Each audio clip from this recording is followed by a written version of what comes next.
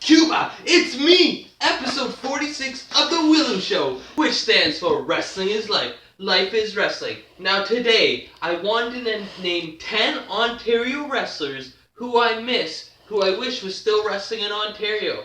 These are guys that I may have crossed paths with over the years and who I had a lot of respect with, and I still think they could do something and they could come back and a lot of people could learn from them. So let's start in no particular order. The first one, Quincy Valentino, a true heel, with a great look. He had a couple of dark matches in WWE. Quincy Valentino was really good.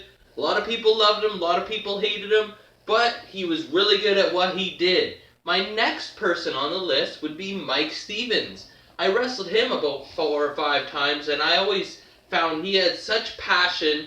He had such a great look. He had the long hair. He was so dedicated for the wrestling. He did everything. He did a lot of shows in the States, and he was right on the cusp of breaking out.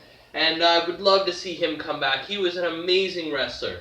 The next person on the list would be Phil Lacio, also known as Le Artiste. Now, he's doing the dad gimmick and everything like that, but he did a lot of great shows. He almost got signed to WCW as well. I missed when he came to the shows because he always had the coolest merchandise. He always had these shoot wrestling interviews, and he had some really good matches back in the day. The next one I chose was Shawn Riker. Now, he was in the Hollywood Hunks, and he did a lot of stuff solo as well. And he was a big dude, and good size to him and everything like that. And I wish he just retired about a year ago. I wish he would come back for a couple more matches. I really miss him.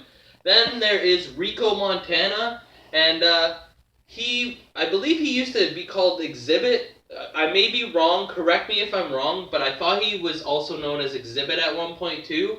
And the third show I ever was on, he was on it, and he did he went down to Mexico quite often, and he was a good part. He was on a lot of Ontario shows, and most people that were around back in the day would remember him. And maybe he is still wrestling. That's the thing too. Maybe some of these guys are still wrestling. I just haven't seen it myself. So I do apologize if I make any mistakes. The next person on my list would be Flex Falcone. Now he had such a great physique, such a great body, such a great look and everything like that. I've seen him wrestle some amazing matches over the years, like in the GLCW, PWA, Branner there. And I wonder whatever happened to him. He looked like he was going to go somewhere, and he definitely had the drive to do it. My next person would be the man who I believe has the most respect in any Ontario locker room, would be Geza Coleman. Now, what a great guy, what a great veteran, what a great leader, and like I said, respect. I don't think anyone would ever mess with Geza out of the respect they had for him, and I'd feel sorry for them if they do. He tried to make a comeback recently, about a year ago, and then he said it wasn't working out for him, but I wish he would come back. He's the guy you want in the locker room. He's the guy you want to ask for advice. And then also Ruffy Silverstein. Now, I know he wasn't originally from Ontario, but he came from Alberta. But he did have a good 10-year run here in Ontario, so I would consider him an Ontario wrestler. And he too just recently stepped away, and what a guy to learn from. He knows his craft so well, and I wish he would just have one more run. He deserves to get some recognition and praise. The next person I would like to name is Danger Boy Derek Wilde. Man, what a career that guy had. He had some top-notch matches going back in the days to Neo and everything like that. He trained a lot of successful wrestlers, and he just stepped away recently, which seems to be a theme for most of these guys. It hasn't been too long that he's been away, and I bet at least some of these guys on the list will get the bug again. It never goes away. Hopefully one or two of them will come back.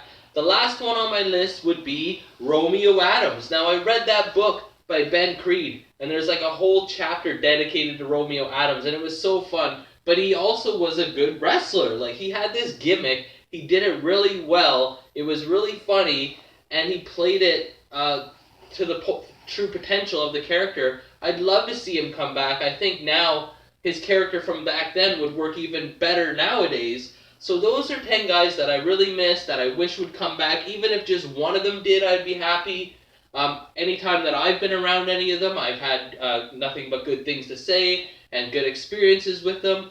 But as always, I'm sure there's people I missed, and I'm sure there's people that are going to be disappointed in my list, and it's not in an order, it's just 10 people that I miss.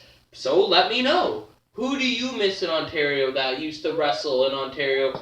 I mean, there's sure so many. I'm sure I'm offending somebody, and I don't mean to. I'm just saying people that I missed that I either worked with or were on shows with a lot, or and I also did it fast. I just came up with 10 names, and after I had 10, then I had 10, so I didn't have time to include more. Maybe I'll do another one in the future. So let me know. Make sure to like, or you get a leg drop. Especially comment, or you get a clothesline. I want to hear those comments. Subscribe, or you get a suplex. This is episode 46 of The W.I.L.L.I.W Show, which stands for Wrestling is Life. Life is Wrestling. I'm your host, Elian Habanero. I love wrestling. Cuba!